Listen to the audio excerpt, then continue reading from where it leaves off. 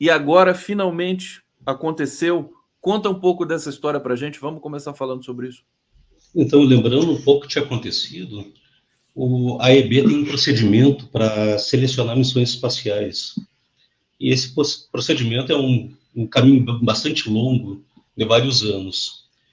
Esse procedimento foi instalado mais ou menos um ano atrás, e para submeter as propostas de missão, nossa missão já foi proposta há muito tempo atrás, mas tinha que entrar formalmente no processo.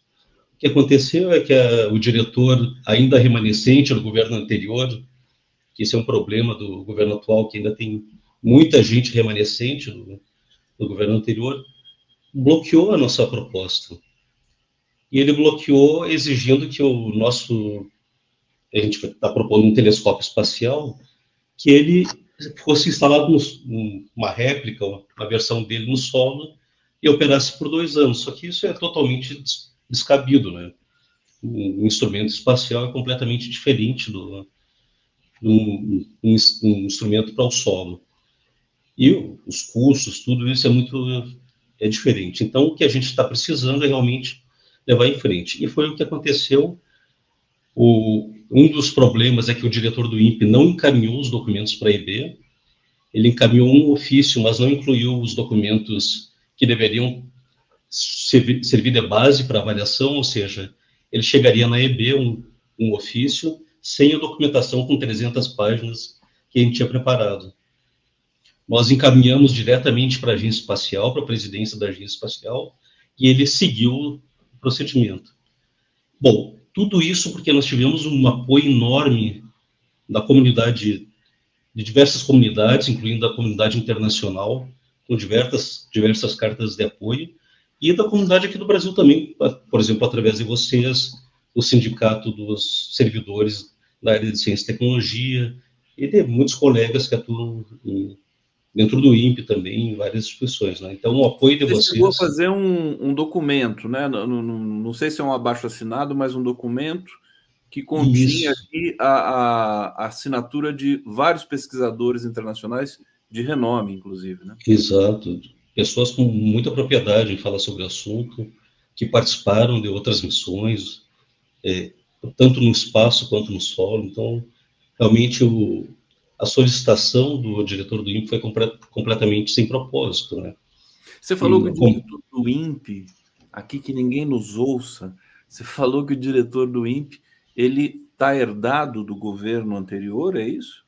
É isso é um problema muito sério que a gente tem. Uhum.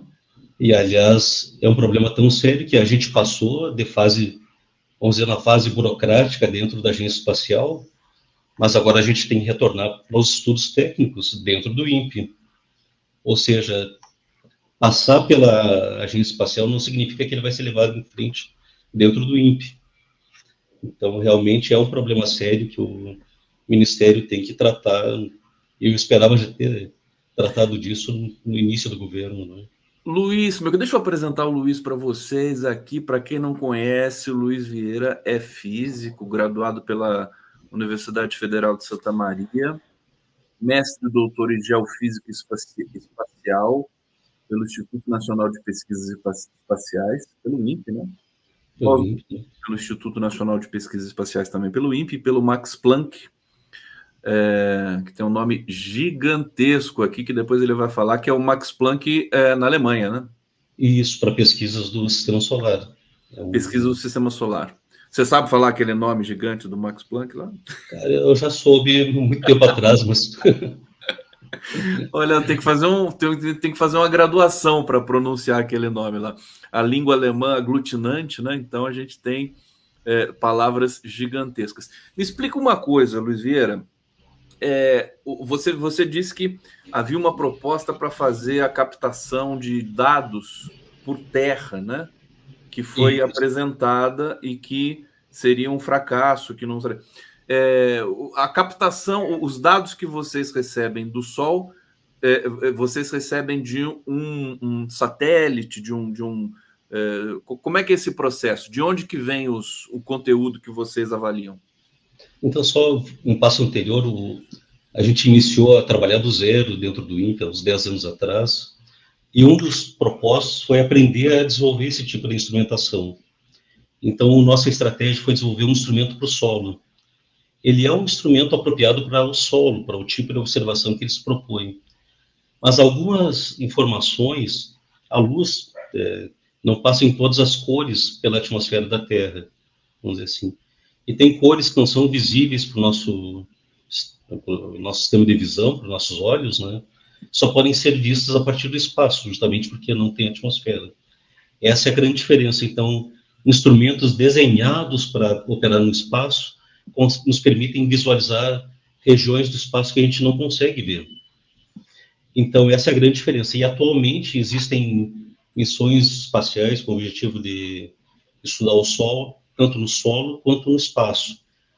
As principais informações realmente vêm de plataformas espaciais, operadas pela NASA, pela ESA, pela Agência Espacial Japonesa e agora pela Agência Espacial Indiana também.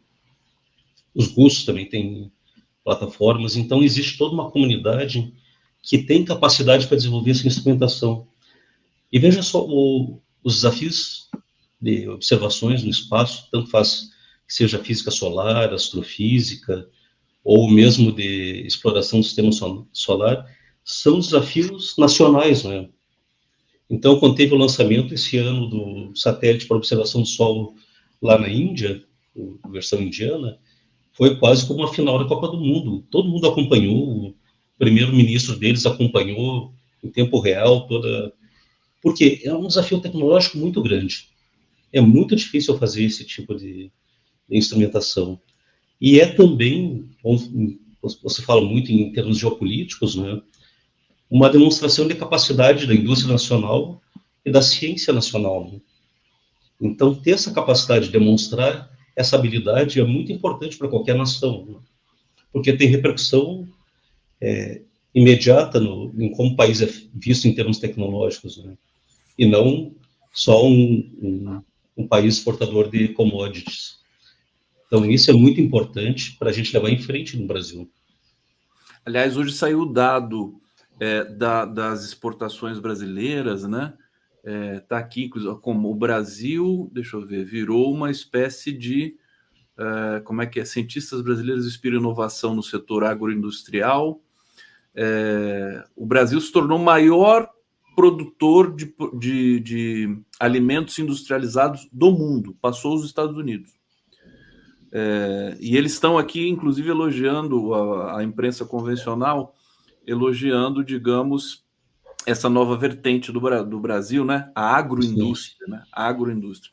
Bom, tem gente reclamando aqui que eu disse que eu falei muito rápido sobre a passagem do governo anterior para cá e a direção do INPE ter continuado a mesma, mas eu falei com ênfase aqui, né? A gente pode até comentar um pouco mais depois isso aqui, por favor, né? As pessoas nem falam isso, né? Eu chamo a atenção do governo sempre, né? Para essas questões que ficaram meio assim, meio em suspenso, né? A gente compreende que são muitas dimensões de um governo, mas justamente na área da ciência não pode ter esse problema, né, Luiz? Então, mas por outro lado, o governo avançou num aspecto muito importante, né? Que foi a retomada do CEITEC em Porto Alegre, que é aquela indústria para semicondutores, que realmente é um dos pontos que o Brasil pode realmente contribuir muito em termos da América Latina e Hemisfério Sul, de desenvolver esse tipo de tecnologia. E é o tipo de tecnologia que realmente é única. Por exemplo, a gente nunca vai poder falar que desenvolveu um satélite nacional se a gente não desenvolve um chip localmente. Então, você tem que ter uma empresa, uma indústria de semicondutores que tenha capacidade desse tipo de desenvolvimento. Isso não é um ponto irrelevante, né? O investimento que a China está fazendo justamente para trazer a melhor tecnologia possível em semicondutores, em microprocessadores, é enorme. Isso porque atualmente você deve estar acompanhando todo o boicote que os Estados Unidos está impondo à indústria chinesa no desenvolvimento dessas novas tecnologias, né? Os semicondutores no Brasil, importantíssimo para o próprio Brasil, para a indústria doméstica aqui de alta tecnologia. Exato. Então, durante a pandemia teve toda uma crise enorme de semicondutores, ainda existe isso. Várias indústrias ficaram paradas, automobilística inclusive, né? Porque não tinha semicondutores disponíveis. É um desafio muito grande, né? A gente ouve falar muito em inteligência artificial, todo o desenvolvimento de software. Esses dias eu assisti um colega de um dos meios de comunicação importantes discutindo a questão, dando ênfase à questão de software, mas todo o desenvolvimento de algoritmos é feito em cima de silício, né? Existe o silício físico, o chip e o supercomputador, ou sistemas de armazenamento. Isso é muito difícil de fazer, é uma tecnologia sofisticadíssima, né? Então, só investir em computação, em programação, algoritmos de inteligência artificial não é suficiente. Você tem que colocar isso na base de silício ali no processador, né? Vamos seguir aqui. O Luiz Vieira me mandou uma série de imagens aqui para ilustrar o trabalho dele, quer dizer, como é que funciona o projeto Galileu. Vamos passar as imagens aqui, você vai contando um pouco para a gente, Luiz, começando com... Isso aqui é apenas a apresentação, né? Isso, mas tem um aspecto importante, o satélite que está desenhado ali, realmente é uma das versões que a gente está propondo para o satélite que vai voar. Então, seria como ele vai ser reconstruído mesmo. Isso. Brasileiro. Ele é baseado no satélite Amazônia 1, que já está voando, né, para sensoriamento da Terra, e toda a carga útil, telescópio, instrumentos, que seriam específicos para a área solar. Né? Perfeitamente. Está aqui, então, o desenho do satélite. Vamos passar aqui uma imagem.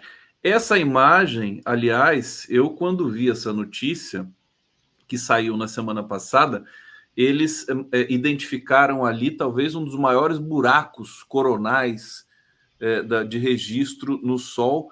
Eu vi, o buraco parece que tem um tamanho de 200 terras ou coisas assim. Eu fiquei apavorado, viu, Luiz Vieira? Não é para a gente se apavorar, não, porque parece que ele interfere nas telecomunicações e tudo mais aqui, né? Assim, então, mas isso eu acho interessante que às vezes saem algumas notícias que realmente tem um viés de apavorar todo mundo, né? Mas esse é um fenômeno bastante conhecido. Sabe quando se começou a estudar a estrutura, os efeitos do geomagnetismo na Terra, na verdade, isso 150 anos atrás, você percebeu essa influência no Sol, mas não sabia exatamente de onde vinha, né? Porque se você olha da superfície, o Sol é uma bola branca, né? É claro que dá para ver as manchas solares, tudo. Para ter essa imagem que você está mostrando aqui, você tem que ir para o espaço, que são imagens captadas no extremo ultravioleta, simplesmente não são visíveis para a gente. E esses fenômenos, eles apareciam periodicamente, por volta de 27 dias, e eram conhecidas como regiões de M de misteriosas, porque não sabia de onde saía. Então, esse é um fenômeno que se conhece há 150 anos. Quando a gente pôde ir para o espaço e observar o Sol, a gente começou a entender de onde que vinham esses fenômenos. Então, esses buracos, eles acontecem nos polos do Sol, porque eles estão ligados com o campo magnético do Sol. O Sol é como se fosse um ímã gigante, né? Só que durante o ciclo de atividade, como se fossem as fases Aqui você tem um outro período para você ver como é comum isso. Então, esses buracos dos polos, eles se estendem para a região equatorial. Daí, o que acontece é que quando eles se estendem, eles estão relacionados, então, com regiões que a gente chama de campo aberto. Na verdade, não existe campo aberto, né? Mas o campo magnético se estende pela heliosfera inteira. Você associa ventos conhecidos como vento solar, que são muito rápidos e carregam bastante matéria, campo magnético. Então, próximo à superfície do Sol, eles parecem escuros. Então, é um efeito justamente da diminuição da densidade. Daí, na imagem, então, esse é um fenômeno bastante comum, já se conhece há 150 anos, e, por outro lado, sim, ele interfere enormemente em todos os sistemas tecnológicos que a gente tem. Então, a gente tem dois tipos de fenômenos importantes no Sol. Esses explosivos, você tem grandes ejeções de energia, que se propagam muito rápido pela heliosfera, pela essa região entre a Terra e o Sol. E tem outros fenômenos, como esse buraco coronal, que ele funciona como se fosse uma mangueira. Você tem uma mangueira girando, o Sol gira a cada 25 dias, 27 dias em relação à Terra. Olha que imagens fantásticas aqui, né? Quer dizer, essa coloração que é impossível. Isso aqui é recriado digitalmente, né? Isso, quando você adquire a imagem, é como se fosse uma imagem em preto e branco. Então, você colore para distinguir os diversos comprimentos de onda que você está vendo. Então, ali você pode ver coisas bem legais. Toda essa região de atividade são pequenas explosões acontecendo. Bom, em outros casos, são explosões maiores. Então, o Sol não para nunca, né? E é o tipo de coisa que eu gosto de comentar, porque a gente não fala e nem percebe, mas a gente está dentro da atmosfera do Sol. Então, nós estamos dentro da atmosfera do Sol. Olha que coisa impressionante. Isso, é o tipo de coisa que a gente não percebe. Então, qualquer variação dessa região relacionada com o campo magnético acaba afetando a Terra, sistemas tecnológicos, agora muitos sistemas importantes. Por exemplo, um aspecto que é novo nos últimos 2, 3 anos, o lançamento em massa de satélites a SpaceX, por exemplo. No ano passado, foram lançados, acho, 60 satélites, 49 deles foram perdidos no lançamento, durante um desses fenômenos de ejeção de massa do Sol. Então, é um efeito tecnológico importante. Em cima do Brasil tem uma região especial, daí em termos do campo magnético do Brasil, que é a anomalia magnética do Flatland Sul, que afeta bastante satélites de baixa órbita. Então, realmente é um contexto muito interessante, não é? Esses dias eu também vi uma entrevista interessante do Nicoleles, mencionando que a nossa espécie se desenvolveu nesse ambiente, né? Então, a gente, dentro do nosso código no cérebro e no nosso organismo, a gente codifica essas variações do ambiente. O Luiz, olha, imagens fantásticas, espetaculares aqui, né? Essa imagem do Sol, olha a atividade ali solar, o vento, são explosões, né? São explosões que, quando passam muito também do normal, elas interferem em telecomunicações, tudo. Já teve episódios, né? Eu estava dando uma olhada aqui no material que você mandou para mim. Sim. Espetaculares. O Arthur Vinícius está dizendo aqui, verdade, Luiz, por isso sinto um calor do cão, estou dentro da atmosfera do Sol. É isso que explica isso é verdade. Esse calor. É absurdo, não. Isso aí a gente explica pelo aquecimento global da temperatura que nós mesmos aqui geramos, né? Exato. Não é isso? O Sol é razoavelmente estável em termos de radiação eletromagnética. Em longos prazos, centenas, milhares de anos, ainda não se conhece muito bem, não existe um consenso, mas no nosso dia a dia a emissão do Sol é bastante constante, né? É claro que um dos nossos propósitos é justamente entender como ocorre essa variação em escalas de tempo de centenas, milhares de anos, que é como ocorre a influência no clima, né? E olha só como é interessante, praticamente toda a nossa energia gerada elétrica é gerada pelo Sol, mesmo que a gente não perceba. É claro que a gente tem os painéis fotovoltaicos, que é uma associação direta, mas quando você fala em energia eólica, é os ventos justamente energizados, movimentados pelo Sol. Quando você fala em agricultura, a gente está captando a energia solar, transformando em matéria orgânica, né? E que serve para diversos propósitos, inclusive a nossa alimentação. Quando a gente fala em energia hídrica, a gente está falando em água que evapora dos oceanos, rios, e eventualmente é depositada em barragens. Quando a gente fala em combustíveis fósseis, a gente está falando de organismos que foram capazes de captar energia solar alguns milhões de anos atrás, devido a todos os processos geológicos, armazenou essa energia em camadas abaixo da superfície, né? E agora a gente está extraindo. Então, fora energia nuclear, tudo em última instância é energia solar.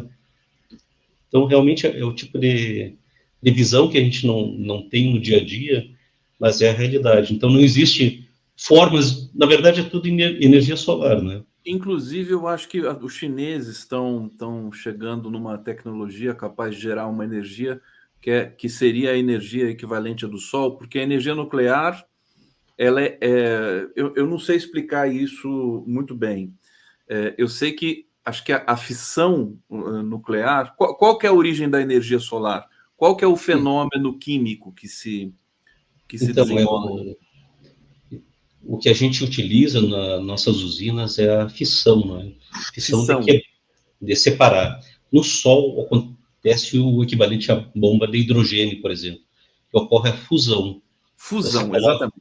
Você coloca átomos e comprime eles. E no Sol eles são comprimidos pelo campo gravitacional, pela força, pelo tamanho do Sol, né? É Então, isso que os cientistas estão chegando agora nessa tecnologia da é fusão, isso que está conseguir a gerar, fusão. você faz um dispositivo que gera energia ad infinitum, uma coisa assim. Né? O grande desafio foi vencido recentemente, mas nos Estados Unidos. Uhum. Eles usaram a tecnologia utilizando acho, quase 200 lasers, focando num ponto específico, e conseguiram naquele momento gerar.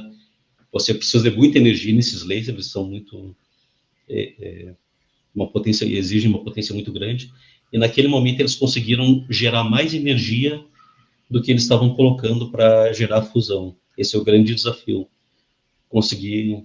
E a fusão já é conhecida há bastante tempo, né? Mas o desafio é extrair energia Dessa fusão. dessa fusão, exato. Ou Mais seja, energia do que o que você coloca para gerar a fusão, né? perfeitamente. Então, Vamos voltar aqui no PowerPoint que você montou para a gente. Isso aqui é a imagem do buraco coronal. Eu não sei se você isso. quer falar mais alguma coisa sobre ele. Acho que vem aqui outras explicações também, né? Isso aqui é só um pouco mais técnico, que é justamente mostrando que aqueles buracos correspondem a essas linhas em azul aqui, se estendendo pelo meio interplanetário, pelo fora do Sol. Então, é justamente o que acontece. A configuração do campo magnético é o que determina tudo. Uhum. E hoje se mede o campo magnético na superfície, mas toda essa visualização 3D é uma extrapolação matemática.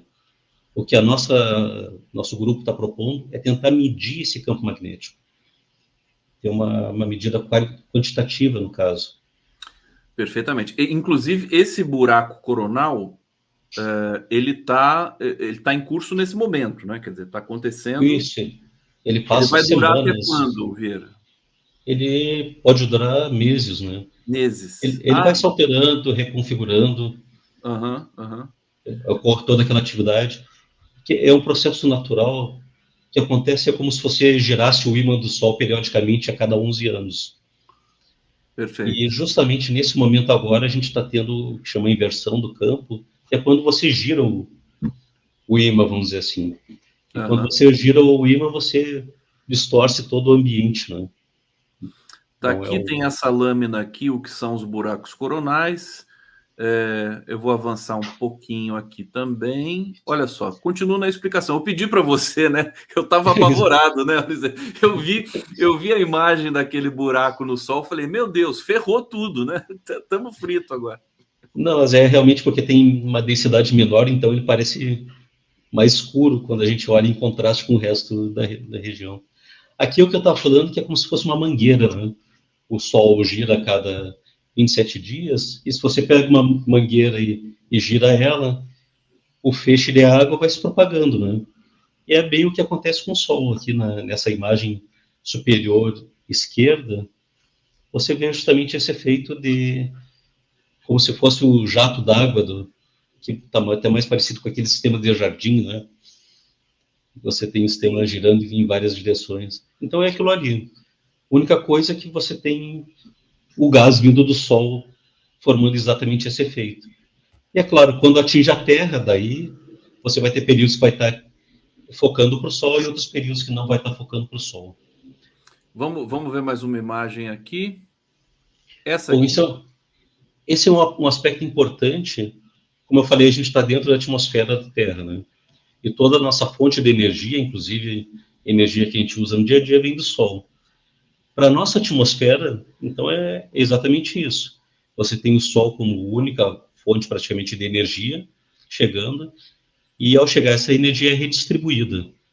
30% mais ou menos é irradiado para o espaço. O resto é absorvido na Terra. É absorvido pela própria atmosfera, pelo Sol, pelos oceanos. Então, quando você muda esse balanço, você tem o que a gente está observando agora, que é as mudanças climáticas, né? Uhum. Então, um dos pontos essenciais, a gente sabe que todos esses efeitos são causados pela nossa atividade industrial, mas a gente precisa quantificar exatamente qual é a emissão do Sol. É muito parecido com o que a gente tinha na época do Covid, né? Você precisa saber quantas pessoas estão doentes a mais em determinado momento e quantas melhoraram ou faleceram, para você ver se existe uma variação do número de casos ativos. No Sol é a mesma coisa. Você precisa medir a quantidade de energia que está chegando na Terra e a quantidade de energia que está saindo, para realmente quantificar essa variação e estimar os efeitos, né? E essa pesquisa cada vez mais, né, vai ser mais importante, porque a gente vai refinando aí as comparações, né? Nós estamos chegando aqui, os cientistas estão dizendo, né, temperaturas mais altas dos últimos 125 mil anos. É uma coisa que é muito sério. Ô, Luiz Vieira, eu quero. O tempo voou, a sua presença aqui. Eu te chamei para você falar do buraco coronal, mas também para a gente celebrar aí a volta do projeto Galileu com tudo, te dar os parabéns e celebrar junto contigo, quer dizer, porque eu me lembro que estava numa situação de impasse, né? E agora vocês têm todas as condições de prosseguir nessa pesquisa. Vou chamar você novamente, até porque você fez um trabalho todo detalhado aqui para a gente apresentar. A gente pode aproveitar num outro programa e falar com mais detalhes aqui, porque o público gosta muito, inclusive, da sua presença aqui. Olha só, Eloneida. Ok, será então por isso que o brasileiro está ficando super gordo igual os americanos? Está falando da agroindústria, né? Eu acho que está explicado, né? Está explicado essa questão realmente da obesidade. Eu me lembro, inclusive, dessas avaliações que a gente fazia logo no governo Lula, porque nos 2 primeiros governos Lula, o brasileiro passou a consumir mais, passou a ter mais dinheiro, comprar alimentos industrializados e passou a engordar, né? E antes... Isso é o natural, né? É o natural. A alimentação era baseada muito em arroz e feijão, que é uma excelente dieta, né? Que o brasileiro, que o mundo todo reconhece. Ricardo Pereira, parabéns pelo convidado, professor Luiz Vieira, muita informação científica relevante, abraço da Unicamp. Que bom. É a minha origem também, é a Unicamp. Vanderlei Ricardo Silveira, 11 News, Gustavo Conde, convidados todos progressistas. Obrigado, Luiz Carlos Kerber. Boa entrevista sobre ciências. E a Lili TPS está dizendo que não seria melhor compreendermos o equilíbrio dinâmico dos sistemas? Bom, isso vai ficar para um outro momento. Luiz Vieira, obrigado. Parabéns. Posso só ter uma palavra final, agradecendo o suporte de vocês e de toda a comunidade, que realmente foi o que fez diferença em todo esse processo. Realmente é muito importante todo esse trabalho que vocês estão fazendo, de trazer discussões, pontos de vista diferentes. É realmente muito importante mesmo. Então, muito obrigado para toda a comunidade, e em especial para ti, né? Fiquei arrepiado aqui de você falar. Nós gritamos mesmo, vocês sabem disso. O nosso público aqui é muito qualificado e é um público também que está envolvido diretamente com isso. São pessoas, são cientistas, são políticos, enfim, e que realmente a gente faz questão de denunciar as coisas que precisam ser denunciadas nesse país. Luiz Vieira, em breve estaremos juntos novamente. Parabéns, bom trabalho, boa pesquisa aí no INPE para você. Muito obrigado aí, pessoal.